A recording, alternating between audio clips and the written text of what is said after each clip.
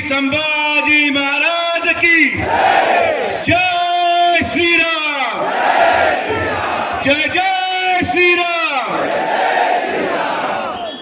आपले सर्वांचे अहिल्यानगर शहराचे लाडके आमदार माझे मित्र संग्राम भैया जगतापांच्या समर्थनार्थ आजच्या या मोर्चाला व्यासपीठावरील उपस्थित असलेले ज्यांनी आपलं मनोगत व्यक्त केलं असे माननीय हरिभक्त परायण संग्राम बापू भंडारे, माननीय श्री सागरभाई बेग, माननीय श्री अशोकजी महाराज, माननीय श्री अविनाशजी तायडे, माननीय श्री मंजूर बुवा रामदासी, माननीय रवी भाऊ पडवळ, माननीय संजूभाऊ मरकट, आज या मोर्चाला सहभागी झालेले, संग्रामाला समर्थन देणारे आलेले तमाम महाराष्ट्रामधून, अहिल्यानगरमधून, प्रत्येक कानाकोपऱ्यातून आलेले तमाम आमचे हिंदू बांधव, आलेले सर्व सन्माननीय पत्रकार, माता भगिनी आणि मित्रांनो, सर्वात प्रथम ज्यांच्या समर्थनार्थ आज ही मोर्चाचं आयोजन करण्यात आलं ते माझे मित्र संग्राम या ठिकाणी येऊ शकले नाहीत, पण मी त्यांच्या वतीने सांगतो की संग्राम जरी आला नसेल तरी समोर बसलेला प्रत्येक माणूस हा संग्राम जगताप म्हणून बसलेला आहे। या व्यासपीठावरील बसलेला प्रत्येक व्यक्ती हा संग्राम जगताप म्हणून बसलेला आहे, कारण की संग्राम जगताप हा एक व्यक्ती नाही, संग्राम जगताप हा एक आमदार नाही, संग्राम जगताप हा एक विचार आहे आणि त्या विचाराला समर्थन देण्यासाठी आज आपण या ठिकाणी एकत्रित झालेलो आहोत। संग्राम जगताप या अहिल्यानगरचा तो प्रत्येक व्यक्ती आहे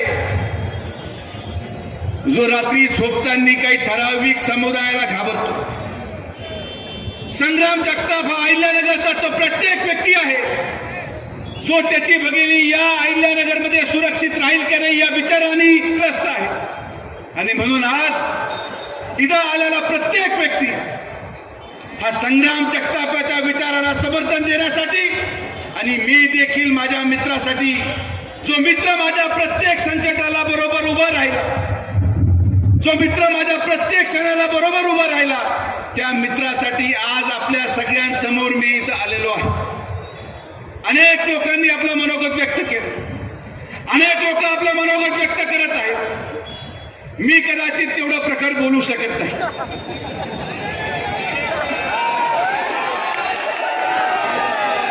ही जबाबदारी संग्राम बापू आपण मांडली। सागर भैया, तुम्ही तुमचं मनोगत ऐकण्यासाठी लोक आलेले आहेत, मला अजून त्या रुळात यायला वेळ लागला,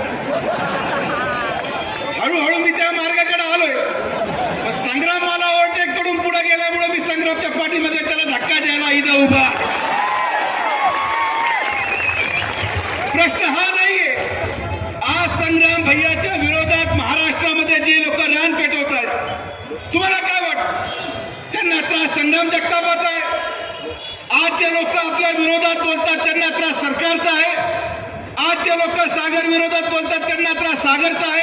अजिबात नाही। या सगळ्या लोकांना त्रास याचा आहे की आज या देशाचा आणि या महाराष्ट्राचा हिंदू जागा झालाय।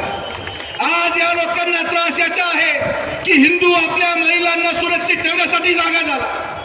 आज या त्रास लोकांना याचा आहे की हिंदू आपल्या जमिनी सुरक्षित ठेवण्यासाठी जागा झालाय। आज त्रास या लोकांना याचा आहे की आज हिंदूंनी लोकसभेच्या वोटची आजचं उत्तर विधानसभेमध्ये हिंदू एकत्रित करून हिंदू विचारांच्या आमदारांना निवडले।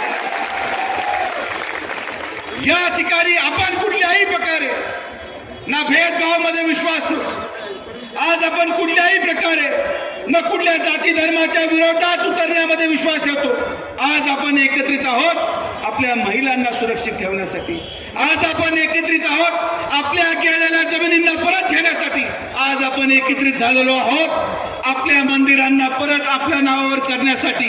आणि म्हणून जी ही भूमिका घेईल, जो व्यक्ती ही भूमिका घेईल, अनेक ठिकाणी पत्रकार महोदय आम्हाला विचारतात की हे लोकतांत्रिक देश आहे, अनेक लोक आम्हाला विचारतात की अनेक मंत्री असे म्हटले आम्ही सेक्युलर आहोत. सेक्युलरचा अर्थ काय?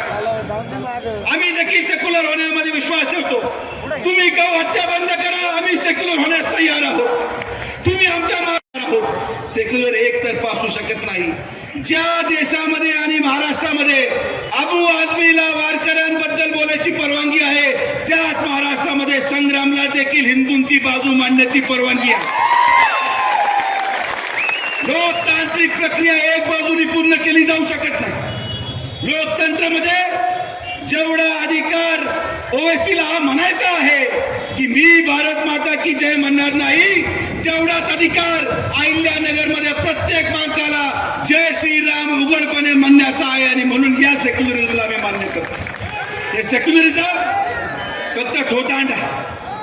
आज हिंदूवर होणारा अन्याय आणि या अन्यायाविरोधात एकवटलेला हा समाज, आज आपण हे दाखवून दिलं की नुसतं संग्रामावर नव्हे, पण जो जो व्यक्ती हिंदू समाजाच्या सुरक्षतेसाठी पुढे येईल, जर तुम्ही त्याला एकटा पाडायचा प्रयत्न केला, जर तुम्ही त्याला टार्गेट करायचा प्रयत्न केला, जर तुम्ही त्याला व्हिडिओच्या माध्यमातून दडपशाही करायचा प्रयत्न केला, तर आज या महाराष्ट्राचा हिंदू सर्व जातीला विसरून एक झालेला आहे. आणि आम्ही प्रत्येकाच्या पाठीमागे खंबीरपणे उभं राहणार.